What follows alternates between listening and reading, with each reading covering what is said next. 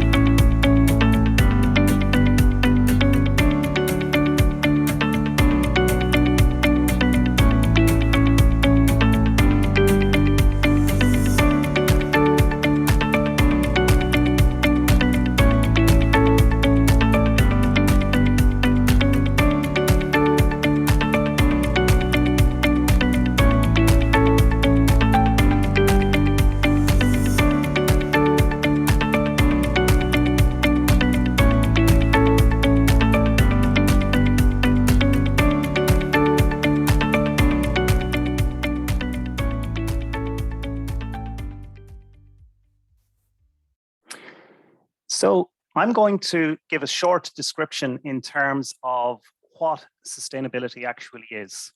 Sustainability is one of these words which is used, and as Una mentioned in her introduction, it's used all around the place at the moment. But in a lot of cases, people perhaps misuse it, or they certainly don't use it in the same context as that we as engineers might consider it to be. So for example, we have some quotations from the likes of Donald Trump, who's talking about the US economy and about the growth rates that were reported. And he's saying these numbers are very, very sustainable. There's other examples where people might talk about, in order to make my farm more sustainable, I have to use a lot more fertilizer. For my business to be sustainable, I have to outsource all of my manufacturing. And I mean, we all know that in political terms, anything that's sustainable is quite literally anything that lasts until the next election. Another issue, then another area that we often see is we see companies trying to greenwash themselves to sustainability. So it's a way for the companies to try and appear socially responsible while still continuing to operate as they wish in many situations. Greenwashing works because we as a society are happy to have that. You know, environmental issues and dealing with those issues is very, very complicated, and it's much easier to let other people deal with it. So when companies come in and offer sustainable solutions, we often tend to get sucked in by the products and services that seem to be green. And there's surveys out there saying that we're all prepared to pay a lot more if people are saying that it's sustainable. So a lot of companies are essentially jumping on the bandwagon and calling their products sustainable. We go back to the Oxford English Dictionary, and it defines sustainability as the property of being sustainable. It also defines sustainable as to be capable of enduring. And obviously, when we see that word enduring, it means that it's going to endure far into the future. We should all want to be sustainable because the alternative is literally unsustainable. If any activity is not sustainable, it's going to cease. So if driving cars consume all the oil and steel in the world, then at some stage our children's children or their children won't have any cars. It's literally unsustainable. So it's not a question of degree. There's no more sustainable or less sustainable. It's a question of either being sustainable or not sustainable. And the only real variable is how long the organization or activity can actually survive. It's interesting to note that the initial concept of this appeared in 1713 when a German forestry handbook was published. And they came up with the word Nachhaltigkeit. And in English, the word literally means sustained yield. And it refers to the concept that you'd only harvest as many trees to ensure that the forest would naturally regenerate in future years. And it's funny that the word was actually used so long ago, but it was 100 years before it actually became adopted into English forestry publications. Subsequently, it became to reference much more than just protecting forests, and it soon included the concept of protection for animals, fish, plants, and other items that are used for food. And accordingly, just enough animals would be hunted, just enough fish would be caught to ensure that future generations of these different species would be available and would survive. I suppose the definition that we use today is the definition that was developed by the Brundtland Commission. And it essentially says that and defines sustainable development as the development that meets the needs of the present without compromising the ability of future generations to meet their own needs. And I do draw a very important distinction here. That's the definition that's published. And if you do a quick Google search for it, or if you read a lot of publications, that is the definition that's published. But if you go back into the final Brundtland report, it defines the needs specifically in terms of prioritizing the essential needs of the world's poor. And it's a very subtle distinction, but it's long been forgotten by people who want to turn around and tell us that economic growth is a prerequisite for all of us to survive and to thrive. Development has essentially become synonymous with continual economic growth. The sustainability accounting is used to convince us that it can be achieved benignly in the face of all evidence. And it's important to note that in the last year, Ireland has increased one space in the global sustainability rankings. Finland has taken over the first spot. I think we're down now at number 13. But it is also important to know that it's not sustainable because the current Earth will not be able to provide us with enough resources to continue that level of development. And when we look at different publications that are coming out here, we can see this particular graph here is showing us that wealthy nations, and Ireland is one of those wealthy nations, they satisfy the basic needs of their citizens, but they do so at a level of resource use that's far beyond what is globally sustainable. And on the other side of the coin, then, you have poorer countries that are, failing to actually meet the minimum requirements and basic needs of their people. Ideally, we should be positioning ourselves in the top left corner of this graph. The problem is that if everyone on Earth were to lead a good life within our planet's sustainability limits, the level of resources used to meet these needs would have to be reduced by a factor of between 2 and 6. It would mean significant changes for us all. It's very timely that Engineers Ireland have come up with this, as Una has already mentioned.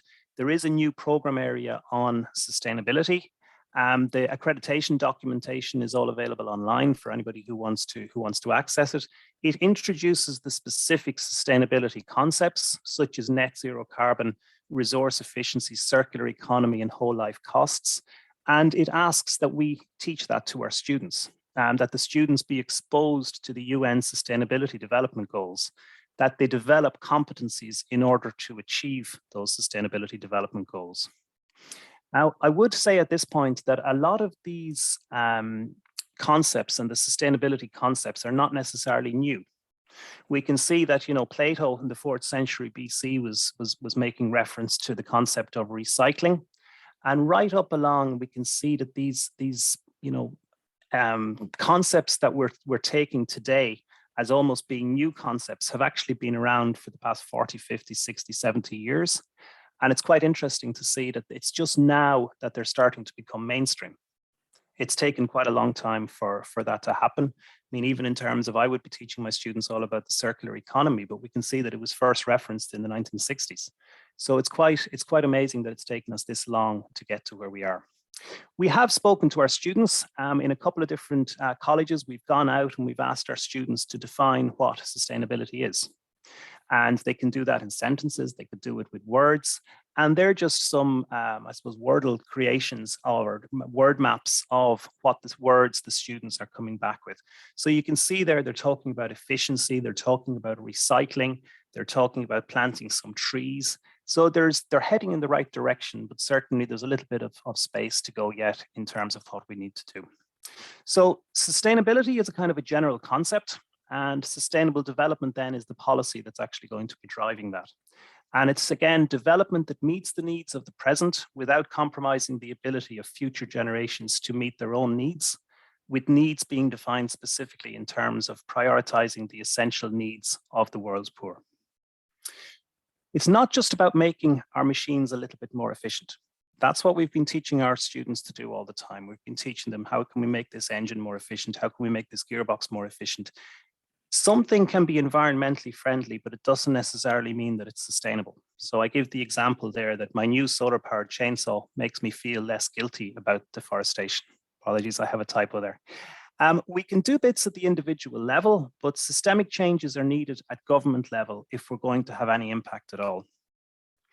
In the meantime, I suppose what we can do is we can try to educate our students to implement everything in a more sustainable way. And that's really the focus of our presentation here today. So we've got a range of speakers that are going to come in and talk about their experiences of how they've been doing that over the last number of years. So I'm going to call on Una Began to actually present her work. Una is an assistant head of school in civil and structural engineering in TU Dublin. She's the current chair of the Institution of Structural Engineers in Ireland. Her research interests stem from her experiences in industry, and her current research focus is around developing professional skills in engineering students. She's presenting today on the outcomes of a European project which sought to better understand the competencies that engineers will need to achieve the SDGs. So Una, over to you in your own time. My name is Una Began. I'm also from TU Dublin, and I'm presenting today on some research work that I carried out in relation to the competences and traits that engineers need in order to successfully implement sustainability. And this is under that pillar of what should we teach that Kevin introduced at the start, and certainly some great food for thought in some of the topics that Kevin covered there. So, apologies. Great. The outline is I'm just going to start off by talking about the A-STEP 2030 project, which is the research project from where we find these findings. And I'll talk about our research methodology and particularly the focus groups that we carried out. Then I'll outline some of the findings, and I'll just finish off by explaining a little bit about the summer school that we held last August. So A-STEP 2030 is an Erasmus Plus project which ran from 2018 and finished last year. And A-STEP stands for Attracting Diverse Talent to the Engineering Professions of 2030. We have a lot of information on our project website on the different activities, reports and conference papers and so on that we produced. And if anyone's interested, please just log on to our website there if you want more information. The project was headed up by ENSTA Bretagne in France, and I think a couple of my colleagues from ENSTA are on the call today, so you're all very welcome. And TU Dublin, Metropolia in Finland, and Aalborg University in Denmark were the academic partners on the project. We were also assisted by the Best European Students Group, CEFI, and associate partners such as Engineers Ireland as well.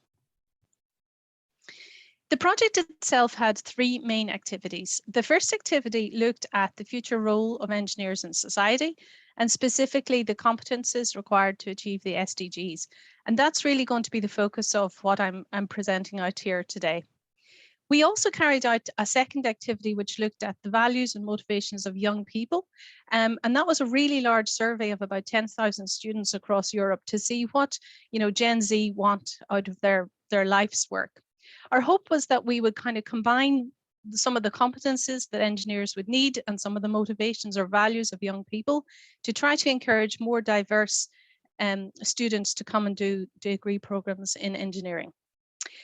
The final activity then was where we wanted to combine the outputs from activity 1 and 2 into developing a learning and teaching activity in order to try to come up with a way to teach students the skills that were needed, but in a sort of an innovative way. And I'll just finish off by telling you a little bit about that at the end.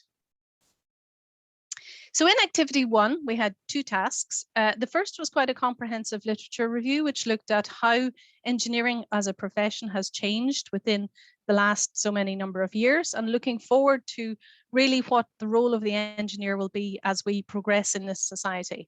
And again, that literature review, which covers a lot of literature on sustainable development as well, is on our project website if anyone is interested in that. The main part that I'm presenting today, though, consists of findings that we had from focus groups. So we carried out focus groups in 4 different European countries, those associated with each of our academic partners, and we held separate focus groups with academics, with students, and with employers, all engineering academics, engineering students, and engineering employers.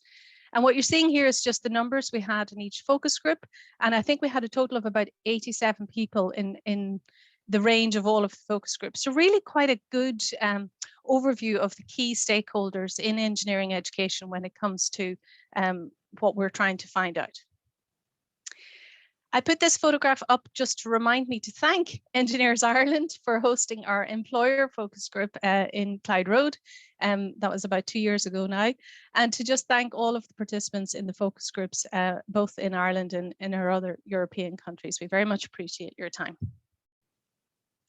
So we asked them a couple of questions in the focus groups, and I'm just going to give you a highlight of what they come out with. Our first research question was to try to understand what they think sustainable development is. And I think this links really nicely back to what Kevin was mentioning and his survey of students. They talk about recycle and environment and so on. And sustainable development has 3 pillars: environmental impact, economic impact, and societal impact.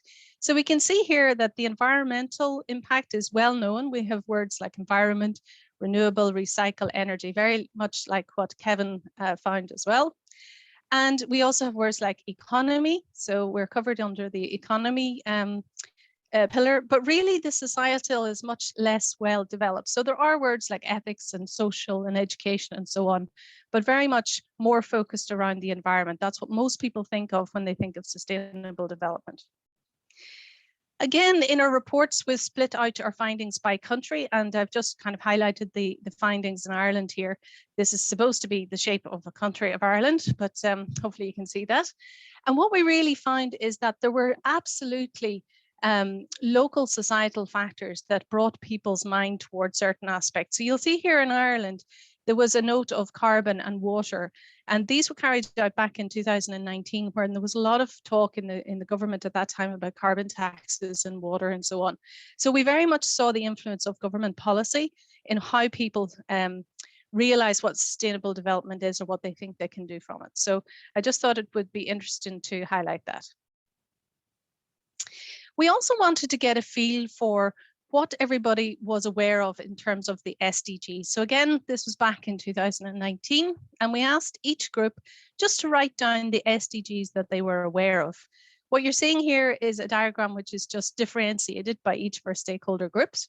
And it's probably no surprise that climate action, SDG 13 here, is very well known as one of the SDGs. And quality education, SDG 4, was quite well known as well, but you'll see there is quite a number of academics who identified that. So that's probably not surprising. What I think is really interesting here is the SDGs, that there's perhaps a differentiation between who is aware and also who is not aware. So here we can see that students didn't really recognize SDGs 2 or 3, which is zero hunger and good health, 9, industry and innovation, and 16 and 17, peace and justice and partnerships for the goals. And I think this really lays it down for us as a challenge as engineering educators about how we really bring up the awareness of all of the SDGs and not just those that might be particularly engineering relevant. So moving on then to really the crux, we asked them again in small groups to initially write down all of the terms or the competences that they think engineers need to achieve the SDGs. And here I just put up this word cloud to really just show you the multitude of commentary and terms and skills that they think engineers need, really quite substantial and very difficult for engineering educators to do much about. But what I wanted to highlight, I think, here is that we are very clear that engineers need technical skills. But if you take technical skills out of this word cloud and you look around it, you'll see a lot of the associated words or associated competences that people think engineers need are not just technical skills. And some of the top mentions: communication, obviously, critical thinking, having an ethical mindset, project management, and problem solving. A lot of the literature already talks about those types of skills in recent times, so not a surprise there. One that was a bit surprising, I think, for an Irish audience was this idea of open-mindedness. And that really came from findings in the other European countries and not necessarily from Ireland. This idea that engineers had to be, open to new ways of doing things, or be open-minded, be thinking about that as they develop their solutions. So some interesting findings there as well.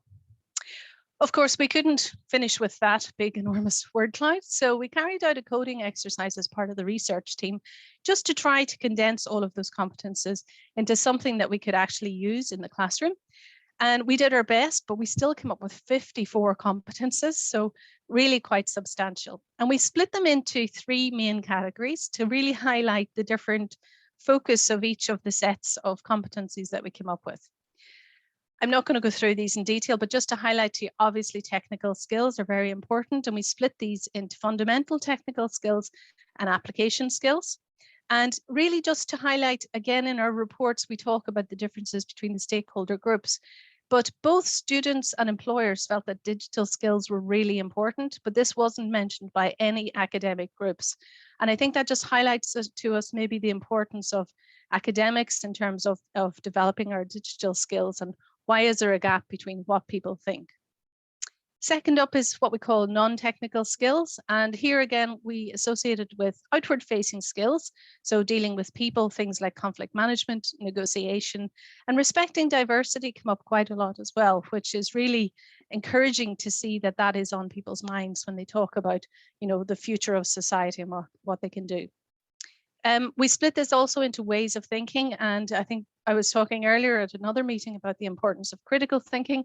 Again, that's in a lot of the literature already. But what was really interesting here is that students brought up the competences of stress management and time management, and yet academics or employers didn't bring those up.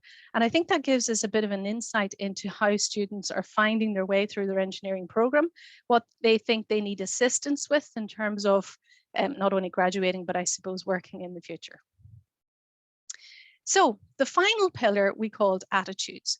And we made those 3 pillars to really show that there is a really big emphasis on attitudes in terms of being able to develop the solutions for the SDGs. It's not just about things that you can learn. A lot of it is to do with what we split into a worldview and also character and ethical orientation. So in a worldview, again, we come up with things like sustainability awareness and environmental awareness and general knowledge and so on. A lot of that, again, is already in the literature. But I think what's really interesting here is when we talk about character and ethical orientation, things like empathy, perseverance and grit, emotional intelligence, personal engagement, and agency. And whilst I am really delighted to produce this table for our educators on the call, I'm really asking the question, how are we supposed to teach empathy or teach personal engagement? And can we start doing that at third level, or is this something that really has to start at a much younger age? And I think Kevin mentioned about having a systemic change in government, but maybe in our educational system, these are skills and competences that we really have to focus on at much a lower level. So I'm just going to finish off then, I'm just looking at my time, on just to give you an insight into the final activity. So we came up with all of these skills, and we decided that we would focus our learning and teaching activity on the idea of future oriented thinking. So turning our students' views to the future. So we had an online summer school. It was supposed to be hosted in Dublin, but ended up online. And we had 30 international students join us for 3 days over 6 sessions. We introduced them to the idea of futures literacy and scenario thinking, and we taught them the techniques of backcasting and road mapping. And then we asked them to design a monster. Now, we called it designing a monster because we didn't want to kind of crux their creativity into do us a presentation or whatever. And then we had a show and tell session where they showed us what they had done. And we asked them to look at what is the future of engineering education. And some of the monsters that came back were absolutely fantastic. We had podcasts, we had conversations of people, if there were students, we had comic strips. It was really, really great. And more details of that will be available on our website. But I just wanted to show you a 1-minute video, excuse me, just to give you an idea of the kind of future-oriented thinking that these students came up with. So in this example, the group actually came up with a podcast, and they talked about engineering education in the future and what it would look like. But they just threw this in at the end as an advert break, and it's only a minute long. I thought it was really, really creative. So I'm just going to play this now, and then I'll just make a comment, and then that will be the end of my presentation. Are you feeling dull, uninspired, and also just gosh darn thirsty? Then Vision Water is a drink for you. It's no ordinary drink. It's the ultimate answer to all engineering students' problems. After having Vision Water, you will feel refreshed and ready to conquer the engineering industry. This drink was created by the top scientists to combat all difficulties students face when starting their educational careers. One sip will give you access to attain the skills and positive morale engineers require. Side effects include creativity, sharpened technical knowledge, motivation, enthusiasm, critical thinking skills, and clear problem solving. Order now through our website, www.visionwater.com. So when I first heard that last August at the summer school, I thought that is so off the wall, you know, that it was a bit unusual. But actually, the more I think about it, I'm thinking about the fact that we already have vitamins and supplements to help particular things in our body. We already have drugs which associate with different parts of our brain. So maybe it's not too far off the mark to think that in the future we will have a water bottle that you can drink that has specific aspects in it that would kind of change the way we think about things or develop our creativity skills. So that was just an example of some of the creative work that they come up with that I just wanted to finish with. Just to complete then, I'd just like to acknowledge our Erasmus funding and everybody who was involved in the project, either as partners or in the focus groups. So thanks very much, Kevin. That brings me to the end of mine, and I'll pass back over to you now. That's great. Thank you very much, Una. And I think it's fascinating there. I think maybe in the future we'll just be with you'll buy a bottle of water and somehow you'll have the right ingredients in it to turn us all into engineers or any other careers that we want. It's certainly fascinating. I would just, as a matter of housekeeping, I would just ask people that if you have any questions, please use the Q&A function.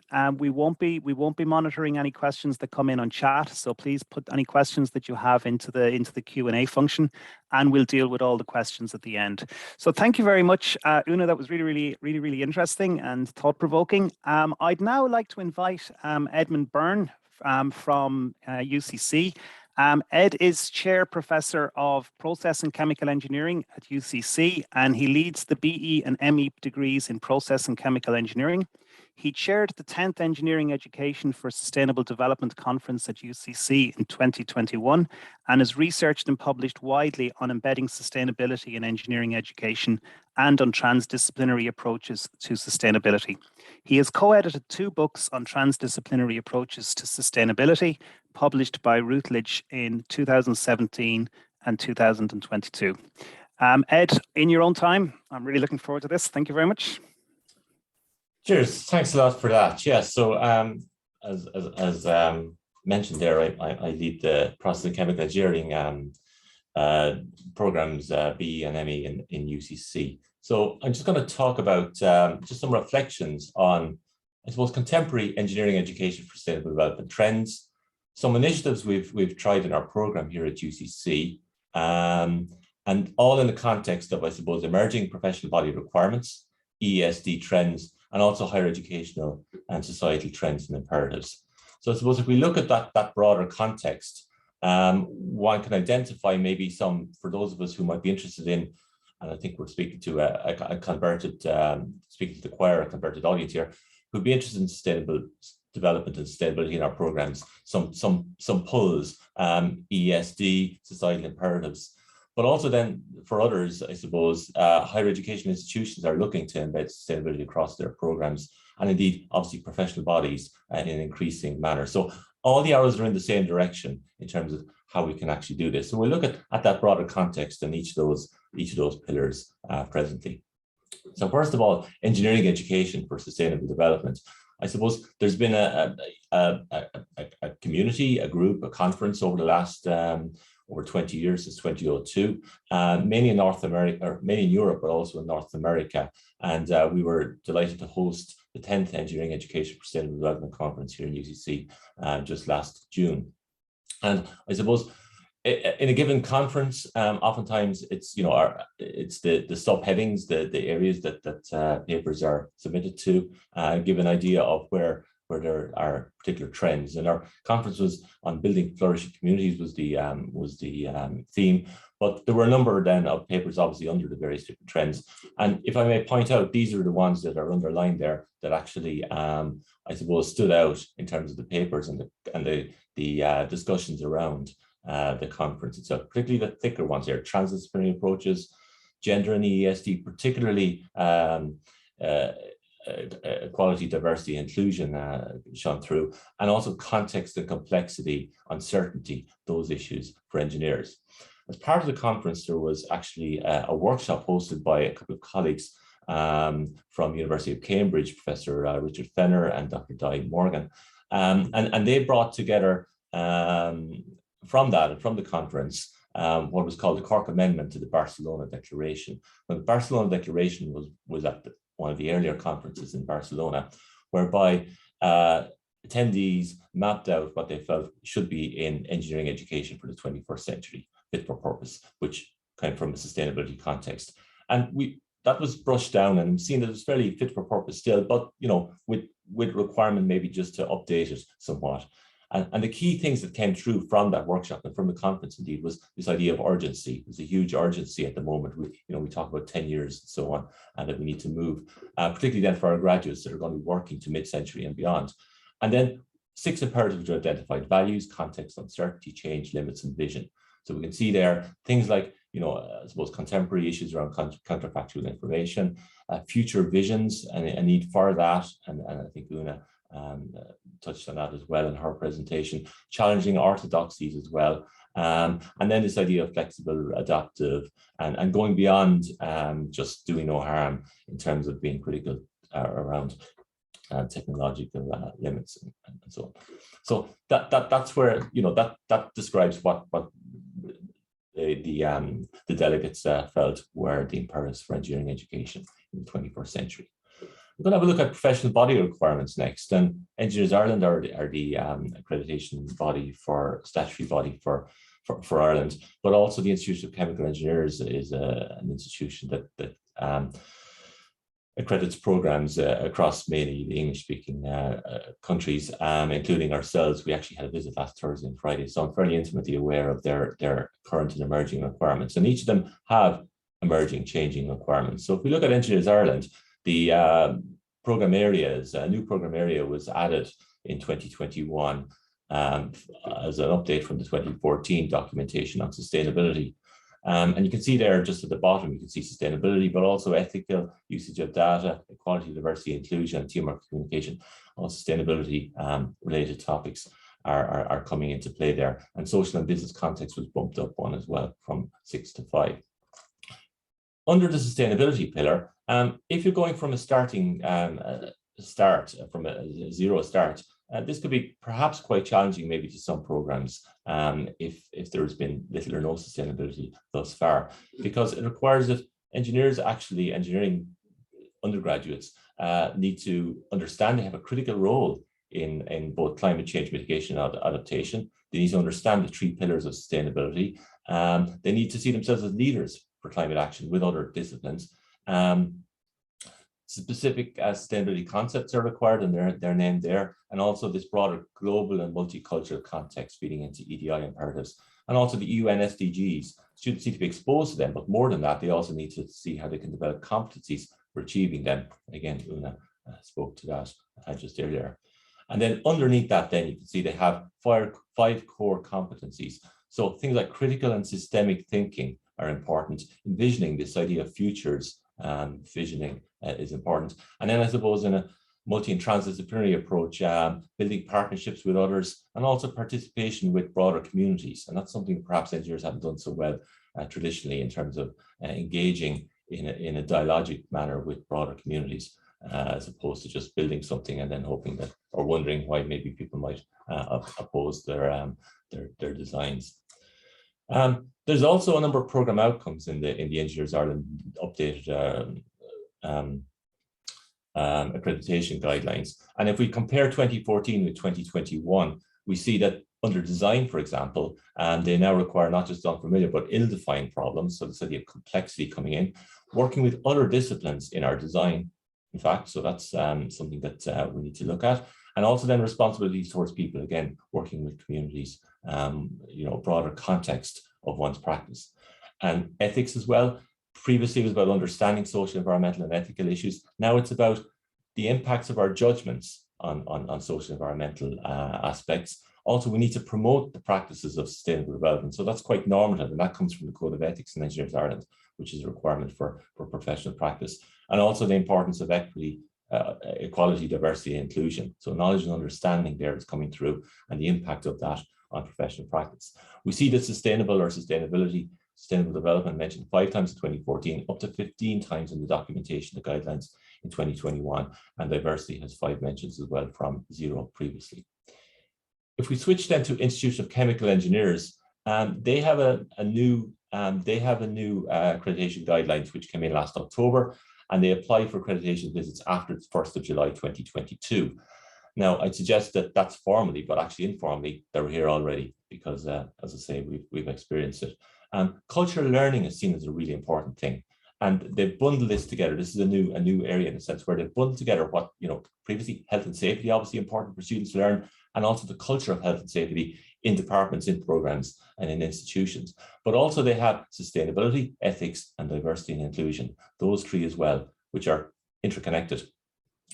They see, that this is really, really important because they say, it goes beyond the direct learning outcomes, and the behavior students exhibit in their professional work and graduates are important, and shortcomings in these behaviors are seriously detrimental to the effectiveness as engineers.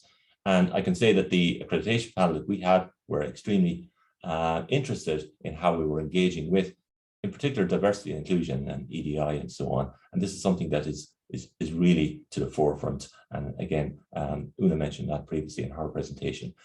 But they not only want to look at how this is incorporated within programs, but also within universities' policies, the level of adherence to of the university staff. And also, when speaking to our students, they did grill our students with how they're engaged with the above issues. So this is something that's front and center. If we look then at higher education and societal imperatives around some of these things, and I suppose I can speak specifically on UCC and our own experience here, and I'm sure you'll all have somewhat similar experiences in your own respective institutions. But clearly, there's the key pillars of learning and teaching and research and innovation. And then there's the campus and the buildings and the estates, and then the organizational structures of the university. So we can all share those various different aspects in our respective institutions. So I'm just going to have a look in UCC what we're doing in each of those cases. In learning, in broader campus, we celebrated 10 years of Green Campus recently. A number of students previously in EnviroSoc and on the Green Campus Committee saw that they'd come up through the ranks and they'd raised green flags in their primary schools and so on, and said, well, why can't we do this in a third level situation? So they worked with the leadership in the university, including our current president, who was John O'Halloran, who was overseeing a lot and pushing and promoting a lot of this. And we raised the green flag, and a lot of other institutions now do that as well. I took this there this morning on our campus, and this is the gable end of our Buildings and Estates office. And again, it's just sort of a mural that kind of is envisioning, it's looking forward, is seeing what Cork might be like at some stage in the future. And this is feeding into our Green Campus imperatives. In terms of learning and teaching, our first academic strategy was launched in 2018 by the then Registrar John O'Halloran. And you can see sustainability, inter-transdisciplinarity, global reach, and civic community engagement are four of the 6 pillars there. And the idea is that each program would look and try and embed these across their respective programs right across the university, to a greater or lesser extent, depending on the context. But I think as engineers, we can certainly and do engage very well with all of these, as well as obviously research-based teaching and employability. In terms of organization, Quality, Diversity and Inclusion Unit in UCC was actually established in January 2018. And you can see that's actually quite recent. So, things are moving very, very quickly here on a society level and on an institution level. And in fact, the director of that, she was just appointed, the single dedicated role director was just appointed last July. There was, of course, a director before that, but he actually had an academic role as well. So, and even last week we were asked, is there an Equality, Diversity and Inclusion officer in your own school? So, this is the expectation across engineering schools, across accreditation programs at the moment. And then even in terms of research, there's a number of research funding, seed funding calls within the university at the moment. And you can see each of them, the President's post-COP 26 Doctoral Training Fund requires inter- and transdisciplinary approaches, enhancing awareness and the adoption of digital inclusion. So speaking again to EDI and the digital space. And then New Connections grant awards try and promote people to work across the disciplines with each other. I'm going to talk now on our own program in process and chemical engineering, just to sort of finish up with some initiatives and experiences.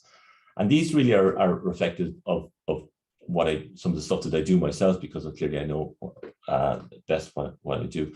But this is just a sprinkling of what we actually cover, because we're, in fairness, delighted to have 10 academics, and all of them are very interested in sustainability and engaged in sustainability and do sustainability across a number of various different core modules in pharmaceutical and biochemical engineering, unit operations, thermodynamics, and so on. And I suppose, hopefully, as a result of that, we were actually awarded the Sustainability Teaching Award in 2016, the second university and the first in Ireland, by the Institute of Chemical Engineers, following a submission by myself and my colleague John Fitzpatrick, whereby ICME suggested they were particularly impressed by the integration of sustainability teaching across the curriculum, with good examples of interdisciplinary project and varied assessments, with student comments indicating their appreciation of the approach. So I suppose that's our context, and we're very proud of that, but we want to build on that, and we see that we can always improve and move forward. So if we look across, our sustainability teaching across the curriculum, that's a quote from a paper that myself and John Fitzpatrick published back in 2009 when we started on this journey. But we developed things and across our discipline, and we launched a new ME program in 2019. And we can see there that, across our program, we have a core of sustainability informed modules, and then we have the core modules that also have this integration of sustainability. So from first year, we have introductory modules to energy engineering and process and chemical engineering, which embed a number of sustainability principles.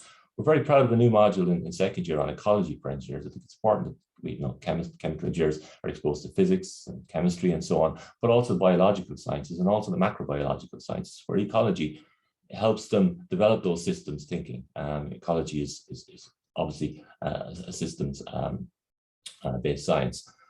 So that's very useful, and we work with a an academic colleague who's developed that particular bespoke module for our engineers.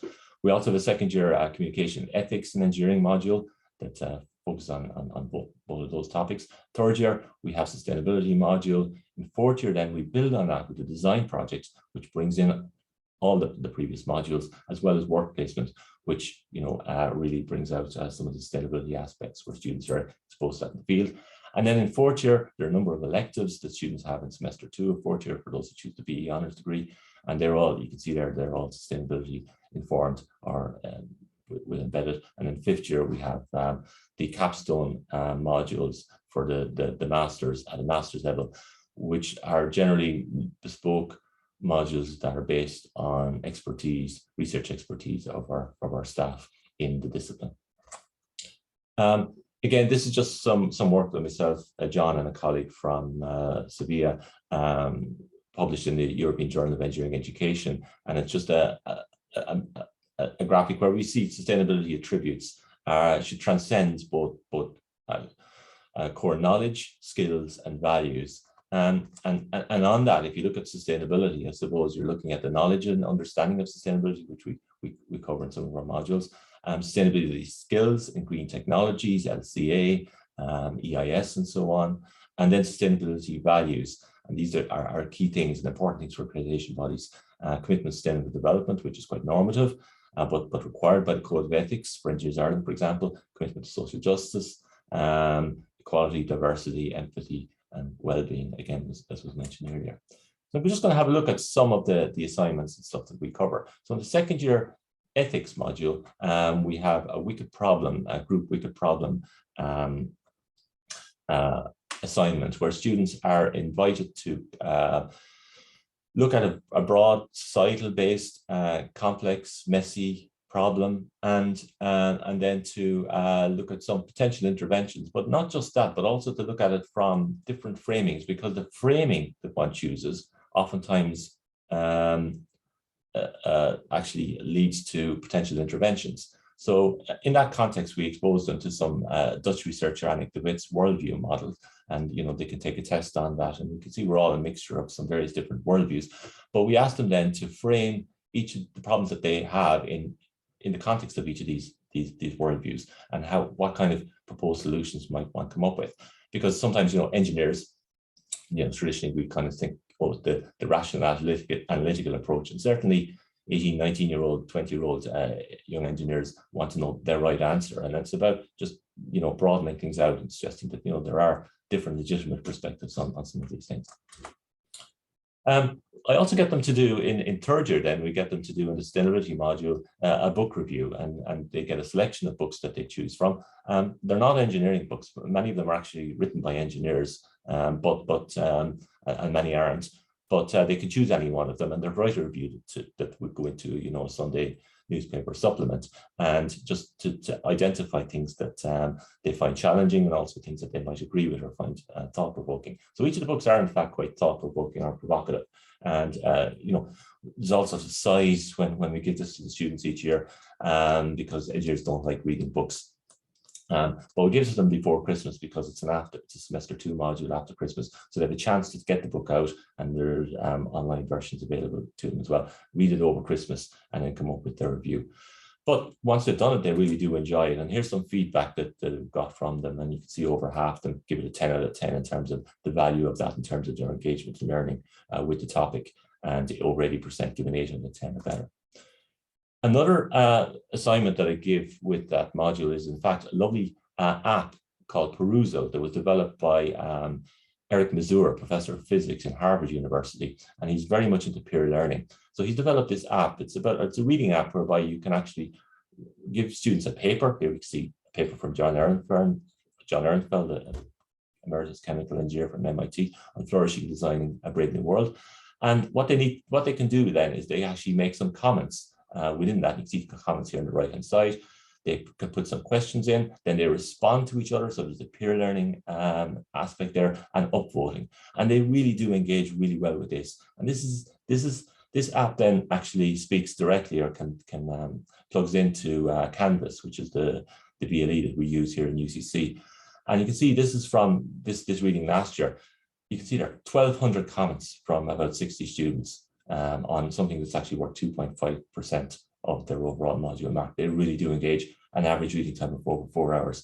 It's incredible, and it really just, and you can see the wisdom and the knowledge that they can share in this exercise, and they really do love it as well. That's the feedback score from the end of the year module. 80% giving 8 out of 10 or more in terms of how it promotes their engagement in learning. Another one then is, in that particular module, we have people who are on the higher diploma in sustainability and enterprise. So they're more mature students, often has a business or legal background. So they sit in with the engineers. So it's very useful to get them to come together to look at some aspect of sustainability, or as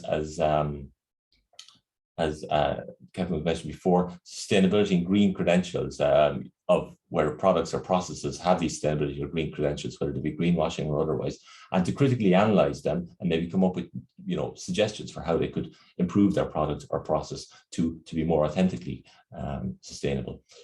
So they're invited to make presentations on this. The feedback here was a bit more lumpy in terms of how they found it. But I suspect, and I'm quite sure that the reason for this is from last year, when the students were not able to meet each other face to face. So it was all virtual, and that created some issues and problems as they gave them quantitative feedback. But generally it has worked very well, particularly that they're speaking different languages to each other, and it can work well in that respect.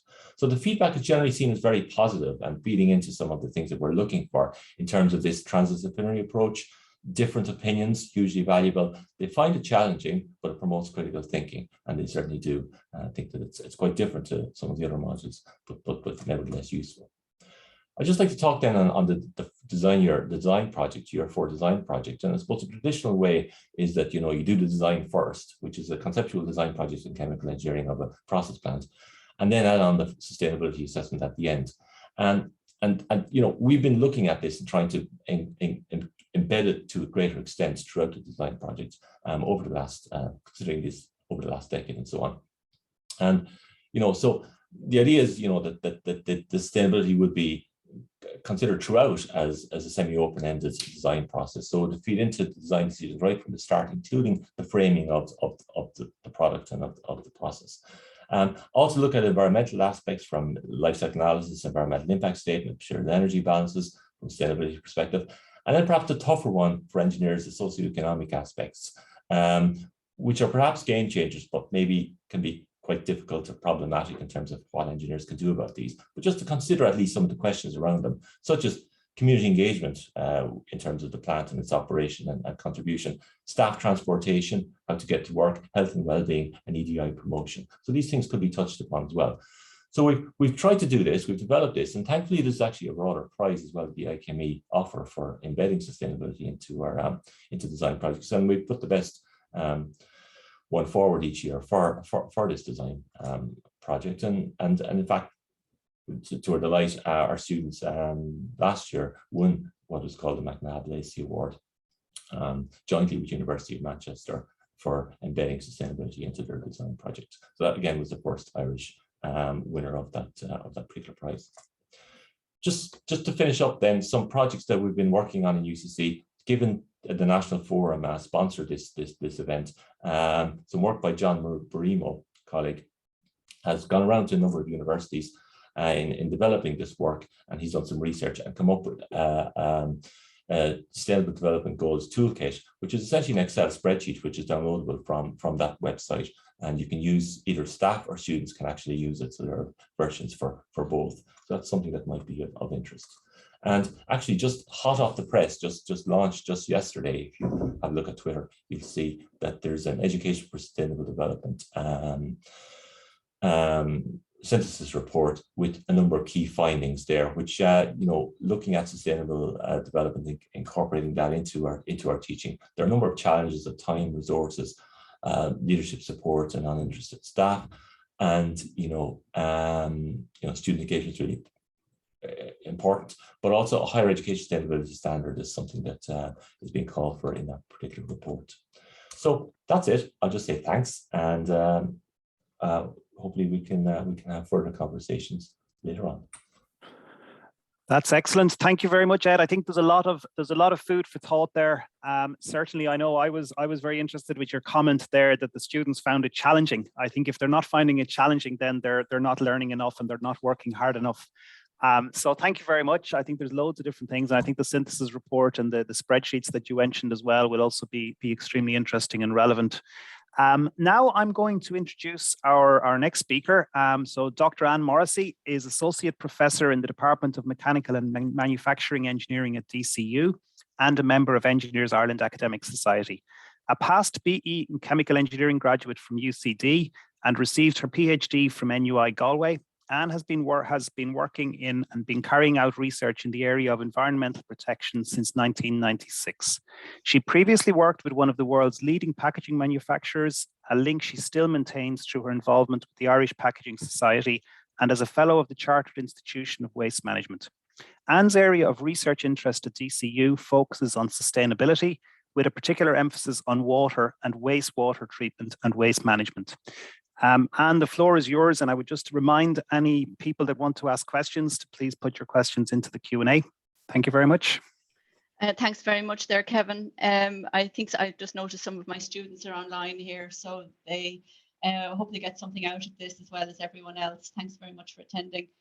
So I'm going to give a whistle-stop tour around Ireland as to what people are actually doing, embedding their sustainability into the curricula. Now, we've just had a very detailed example there from UCC, which is marvellous. I've even got some ideas that I've quickly incorporated into my slides as Ed was talking there. So hopefully I'll give as comprehensive a view as possible. Again, any of my students that are online will have seen this already, and Kevin had it in his presentation. I just asked them a few weeks ago what they thought sustainability, what they understood by sustainability, and it's interesting to see that it is very much focused on the environmental aspects. Very few have mentioned anything outside of, some might have mentioned economics, but very few mentioned anything to do with the social aspects, which is interesting because that's where, if you want to be doing sustainability, we have to incorporate all three pillars. So just to see what people are actually doing around the country at the minute, very thankful for Kevin for pointing me in the direction of this article by Moulton Hill, published in 2019, of how he categorized ways of embedding sustainability into your curriculum. There's 4 main categories: piggybacking, mainstreaming, specializing, and connecting. And I'll go through each of those as to explain what each of them mean. So the first one is piggybacking, and that's just basically using what you're doing already and integrating sustainability into what you're doing already. Most people probably do this anyway. If you're any interest at all in sustainability, it's the easiest way to get into incorporating. It's an entry-level way of getting sustainability into your modules and into your teaching. Like, for example, bringing in case studies or other examples, as I'm going to show you now on the next slide. This is a busy little slide, but I've tried to capture what people are doing from Maynooth, Queen's, DCU, of course, Cork already, MTU, and Sligo. And these are the various things they're doing. Like, mainly a lot of the examples are in final year projects, capstone projects, which is a great way to bring sustainability into things. Then you've got specific modules, problem-based learning modules in Maynooth on water saving projects, for example. And in Sligo, you're doing also a lot with other bodies. So this is one of the criteria for Engineers Ireland, is to work with third parties outside. And Sligo are doing that with the North Eastern Sustainability Energy Community. And here in DCU, we're also working with the National Transport Authority of Ireland in the Smarter Travel Campus competition. So that's another way of working with third parties to get the outside, the outside view on what's needed for sustainability. And again, just at the bottom of the slide there, you see, I just mentioned, Ed mentioned there about last year I got an idea from somebody doing a lot of debating of controversial subjects as part of sustainability, or also even as a very interesting one of writing a book review, which I thought was a very interesting way of broadening students' view on what sustainability is all about. And also from last year, if anyone who's attended the webinar last year on SDGs, we had some examples again of what people are doing around the country. So this is one from Sinead from NUI Galway.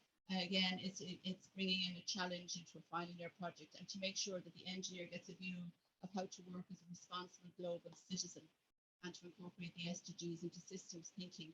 They're all key words that we need to incorporate into when we're teaching sustainability, that it's not just about efficiencies and technical improvements. It's much, much broader than that.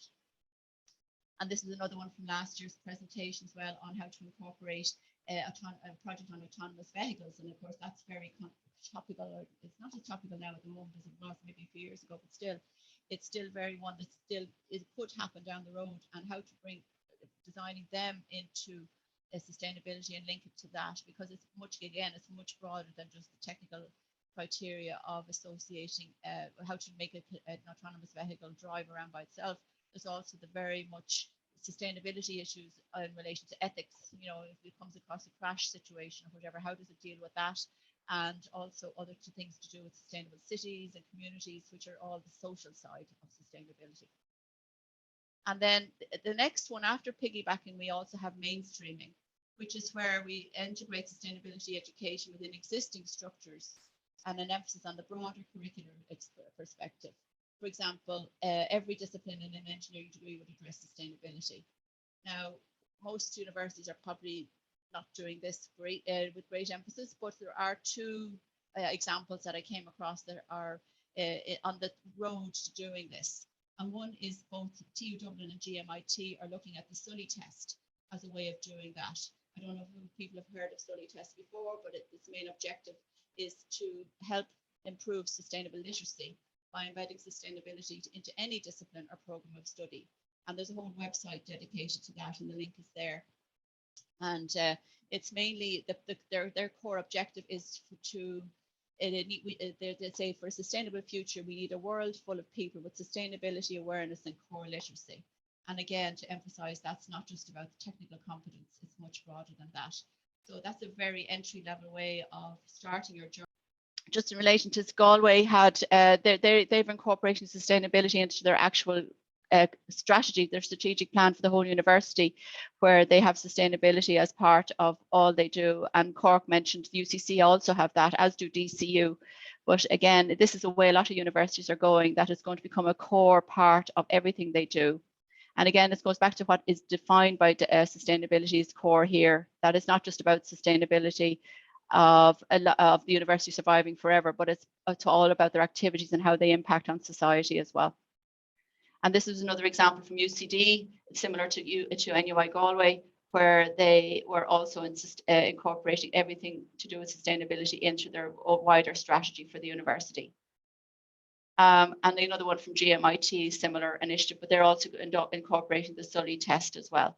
So we had these examples from last year's presentation, but they're just reincorporating them now because to give you a broader perspective. The next category then was specializing, which is creating modules, courses, or even degrees relating specifically to sustainability.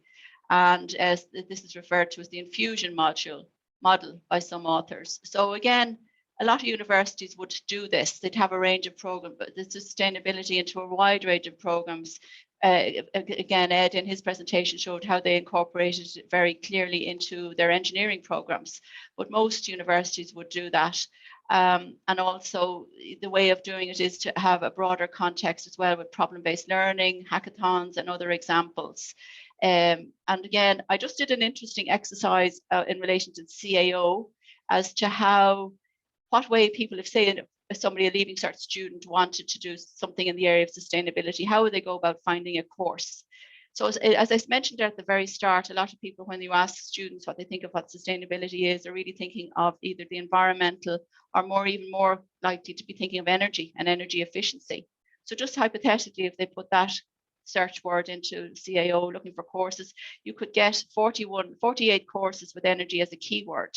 And they range mainly, they're not all engineering programs, there are also science, architecture even features there, and so on. But then if you put in with energy just in the title of the course, you get 14 courses with energy in the title spread around the country. Again, as I said, energy and engineering energy would give you another 12 courses. So we've got 12 courses with engineering energy, and you could say, well, are they really sustainable? If students want to go down the road of sustainability and really have a broader course, more than just energy, can they find such a course? And again, oh, sorry, I should mention there that this while Big Cork have an energy engineering course, it's not, you don't do direct entry to it as far as I could tell. You can get it as a specialist after year 1. But they still, in other words, there are other courses that are not, you don't get access to directly from CAO, but if you do your homework, you might be able to find courses that will lead you down that road that you're interested in. So anyway, just to broaden it out then, as I did say, the students wanted to decide to do a course on sustainability with rather than just energy. I just put the keyword sustain AB because it could cover sustainable and sustainability into the keyword, and I got 51 courses. However, it ranges everything from forestry to human nutrition. So are they really sustainable? Just because they have sustainability as a keyword doesn't mean that these courses cover everything that we have already defined by what we mean by sustainability. Maybe so, maybe not, but you'd have to investigate further to see. If I just put sustainability into the actual word of the title of the course, I got 12 courses. Again, put something there you may or may not have. They're not always engineering courses, and some of them are just broad, like there's a course there in UCC and UCD, just called sustainability. So that's an interesting one. We don't know what type of course is that. Is it engineering or is it commerce, business, or what is it? It could be anything. So you'd have to do more investigation as to see. But however, if you put in just engineering and sustainability, I just got 4 courses. So including one in DCU, I might add. It's a brand new course, just started last year. We're on our 2nd year now of the course. So we feel here in DCU that it's a unique course because it's got mechanical engineering and sustainability in the one title. And the sustainability we're using and including in this course is systems thinking. And it's very much broader than just technical expertise. It covers everything to do with sustainability. And again, we think this is a unique course that maybe other courses will follow in due course, but at the moment, as far as we can tell, it's the only one like it. So that's moving on then to the final category of ways of looking at of embedding sustainability into your programs at your university. We have the last term called connecting, which relates to integrating sustainability into new cross-disciplinary offerings for all students within a university or a faculty. Now, I'm afraid I'm shamelessly going to promote DCU here again with our Futures Initiative. It's a brand new initiative that just started last year, and it's very much of what we're doing here at DCU. It's everywhere. So it's to radically reimagine the curriculum, and we're looking at 3 different areas. We have to reevaluate what students are learning, and we have to reevaluate how students are learning, and then we have to embed the transversal skills into what we do. So sustainability and everything to do with it is absolutely part of it. Now it's broader. This whole Futures Initiative is much broader than just sustainability, but sustainability is definitely at its core through the new areas of study, particularly. And we even have one of our courses, the one I mentioned earlier, the Bachelor of Engineering in Mechanical and Sustainability Engineering, is very much one of these as to what students will learn. But all students on anything to do with futures will also be getting skills in zero carbon economy, sustainable society, and human-centric skills, again, broadening out the sustainability to be broader than just environmental or technology. And how we teach as well is being transformed into an example, just one example here. There's lots of others of how we teach challenge-based learning and so on. Now, I know a lot of colleges are doing this already in pockets, but this is embedding it throughout the whole university. And then finally, the transversal skills pathway, which again, Una in her presentation mentioned that these were often not ignored, or how do we actually teach empathy? How do we teach all of these attitudes? Well, in our transversal skills pathway, we're actually going to try and do that as best we can. And the attitudes would be much, and sustainable literacy is one of these transversal skills that are going to be part of it for anyone taking these programs. So if there's more information available of that, if anyone is interested, I think we had a National Forum presentation some last year about this as well. So that's available in past records for anyone interested. And then we have what TU Dublin are also doing.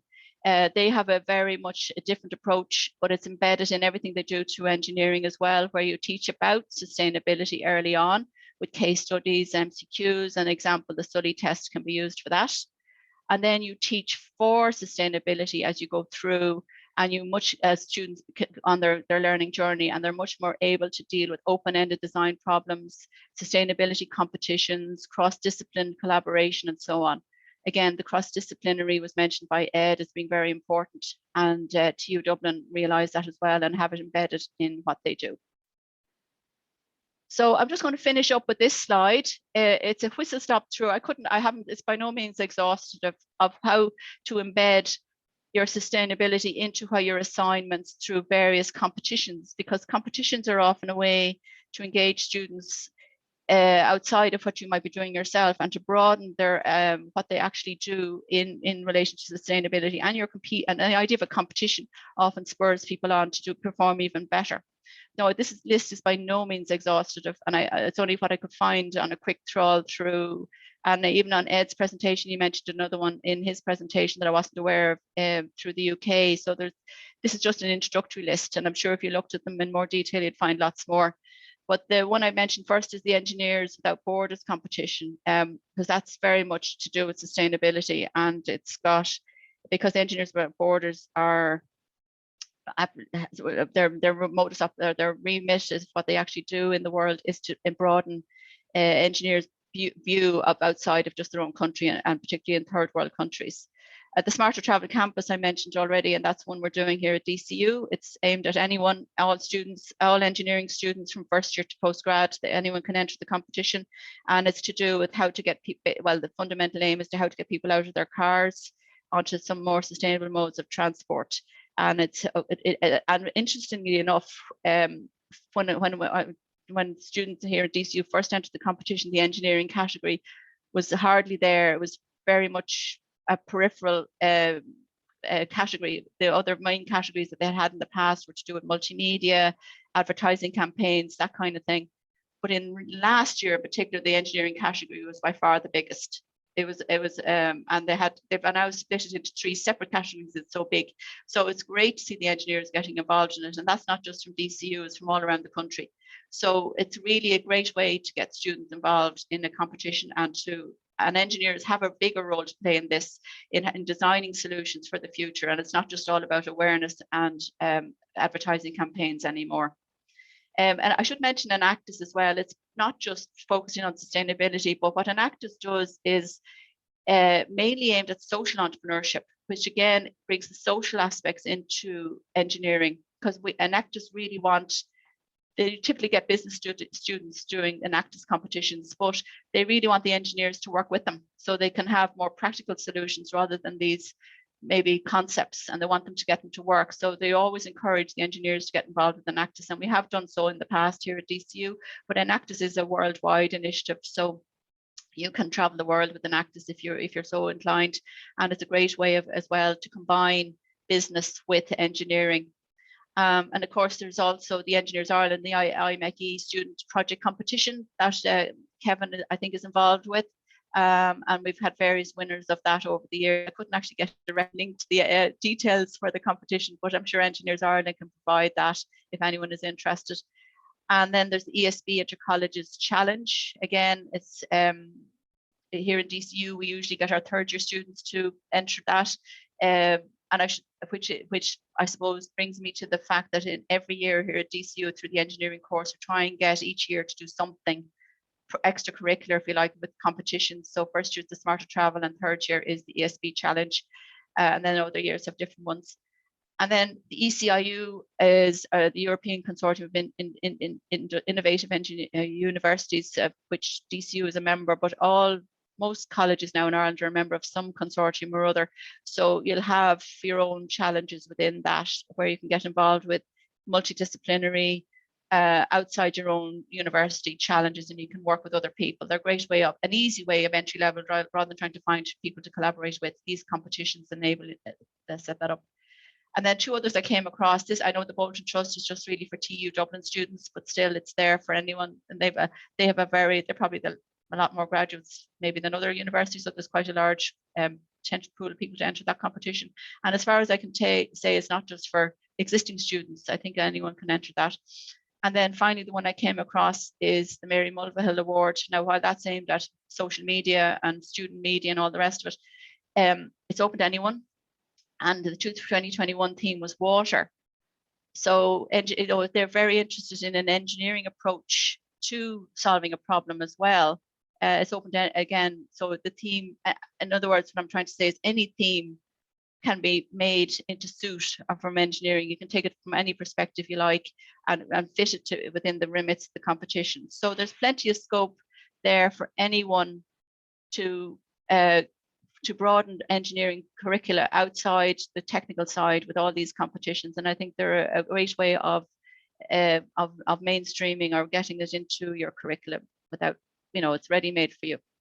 So that's really all I want to say today. And thanks very much for listening. I'd had time to think about them, so it was great that they were typed in. So first of all, the one is asking, just to ask if you considered looking at political views within your focus groups. No, we didn't actually. And to be honest, it's funny when you do something like a focus group that only lasts an hour, it's amazing the amount of data that you get back and the aspect you can look at. So we were a bit limited in the sense that we didn't even look at responses from different genders or different age groups or anything like that. We just stuck to identifying and comparing the different stakeholders and the different countries they came from. So no, we didn't look at political views. The second question is, have you considered screenplay or audio narrative and storytelling in developing empathy? Not as part of the project. The project was really just looking at the skills, and then we took one aspect of that into our summer school. But I think certainly some of the ideas about how we can expose students to opportunities to develop those skills. There's a lot of literature out now about those kind of attitudes and values that's coming through. Of course, one of the issues that's been raised by a lot of our speakers is how we can do that, and whether engineering lecturers feel they have the capacity to do that. The next one, Kevin, is for Edmund. I'm not sure if you can see that question, can you? I can, yeah. Perfect. Okay. Just to follow up there on your point in relation to empathy and trying to teach students empathy, we would come across it a lot in some of our design modules. So if we're designing products for particular customers or for particular clients, then the students have to try and understand what are the real user requirements. So we're trying to bring it into some of our product design modules in mechanical engineering.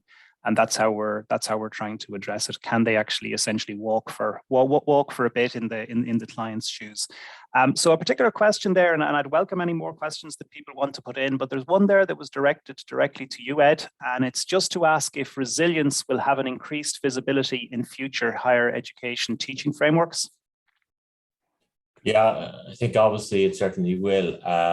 Perhaps in the context of complexity, futures thinking, and all that sort of side of things, resilience, adaptivity, and that. So, you know, engaging in maybe, as you mentioned there, wicked problems, complex problems, and so on, and getting students to maybe, you know, challenge orthodoxy, look at future opportunities and challenges, transition. I mean, some colleagues of mine, Brian Gallagher in Mara, is suggesting, you know, that we really haven't got in terms of the changes, societal changes that are coming down the road in terms of the transition over the next 10 years and so on. And an engineering approach, exclusively top-down approach, is not going to work in terms of getting publics on board and so on. And we need to really work with people. It's not just about the technologies.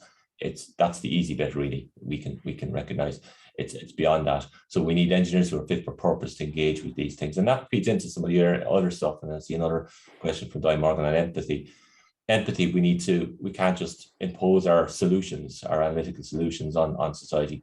We need to work with communities and so on. And that's something I suppose we've been lacking of in terms of, you know, both our graduate competencies, in terms of our fit for purpose engineers graduating, and in terms of the way we've done things and so on. So we need to sort of, you know, learn from others as well. And that then means, you know, transdisciplinary approach where we can learn from social scientists and others. Yeah, I think it's definitely pushing engineers perhaps into an area that they're not necessarily comfortable with, and I suppose that's going to be a little bit uncomfortable when they're going through the learning process. But I think afterwards it will become much more useful and valuable for them. There's a question then, and it's a follow up in relation to Una's comment about the challenge of supporting competencies such as empathy in dealing with values, stress, and time management. And it's in terms of what we can do within the university. Could the panel expand on what you think might be possible in these areas from your experience? For example, do you see faculty having a part to play in role modeling competencies like empathy? To what extent do you think our standard structures, administration and assessment support can mitigate against the development of these, can support or mitigate against the development of these important characteristics? So I suppose we'll go through the panel. Una, if you want to kick it off, and then we'll go to Ed and Anne. Sure. I agree with so much of this. I want to put a plug in for my PhD research, which wasn't on this project, but I looked at academic conceptions of professional skills and their approaches to teaching professional skills. And one of the findings that I found was actually role modeling, that academics have a part to play in role modeling professional competencies to their students in every aspect of how they engage with students, how they write an email, how they treat students and so on. So I definitely think that faculty have an opportunity to role model a lot of these competences. I would definitely say that. The only other thing I would say, and it's going to be a problem. I mean, I mentioned there we have 54 competencies that we actually brought it down to only 54 competencies. How do we fit that into our existing overpacked curriculum? And I think this is an opportunity, I think, for Engineers Ireland to really just direct us in what we need to prioritise. And that's why I really like the new accreditation criteria. It is making us do something about this. But it's all about, and I'm going to have to sit back and listen to Ed's presentation because he had so many great examples. It's not just about putting in one module called sustainability and then you hit it. It's about really being transversal across lots of different modules. And we've got to really engage with our academic staff to see how we can do that. Of course, the problem is, well, we have this accredited program. I'm not taking anything out. So how do we fit anything else in? So it's certainly a challenge, but a great comment. I'll stop there. Perhaps turn it into a 50-year program, and students will continue to develop the competencies. My own concern is that we turn sustainability into a kind of a silo, and we turn around and say, oh yeah, somebody else is in charge of sustainability, so I don't have to worry about it. Whereas my area would be, well, engineers have spent the last 50 years trying to stop this silo effect and try to get all engineers working together. And I think we have to promote that, and we have to try and ensure that everybody is dealing with sustainability. So sorry, I was ranting off there. Ed, if you want to go ahead. Yeah, I'd have less concern about the siloization in that respect, in the sense that institutionally, societally, and professional bodies are requiring this, and they're saying that this needs to be a cultural thing across our programs and indeed our units and so on. So I think that even if we don't want to, we'll be forced to do this. So this gives us opportunities, the likes of ourselves and others who might be interested in embedding this, opportunities to give permission to go and do this. I'll pick up one or two points that Di has made that you've mentioned in a really good intervention there. I suppose an easy one really is our assessment systems, standard assessment systems fit for purpose? And I think we can agree perhaps no, particularly the end of term exam, closed book exam, and as we've seen maybe with the pandemic and so on. Continuous assessment, if we look at that, is really the way to go in terms of answering these sort of things. In terms of empathy, I think leadership certainly can in terms of lectures, that can certainly lead the way, as Una suggested. But also, I think in an increasingly diverse student population, we've 20% of our students in second year now have non-Irish names and either come from outside of the island or are second generation new Irish and so on. And this is a wave that's coming across. And I think we can get our students there's opportunities for peer learning there, for asking students to come up and share their experiences. We have some people from the global south, students perhaps who might have been second generation or first generation there, to get their experience in class and just learn from them, and let students learn from each other and so on, and take it from there and be creative and then work with experts in the field in this area. So I think we're on a learning journey. We can ask questions. I don't think we have all the answers, but we can push the boat up and see where it brings us. Okay, Anne? Yeah, well, just to add to what other people have said, there's a few of us here at DCU seem to think that we should, if we get an Athena Swan equivalent badge to what we do for sustainability, it would help a lot, because suddenly overnight, I think Una or somebody mentioned it, is that equality, diversity and inclusion has now become mainstream. There's even a person appointed for that, and but sustainability is still, it's becoming more embedded, but it's still, as somebody, you know, it's still an add-on in a lot of cases, not maybe so much in engineering, but in other disciplines.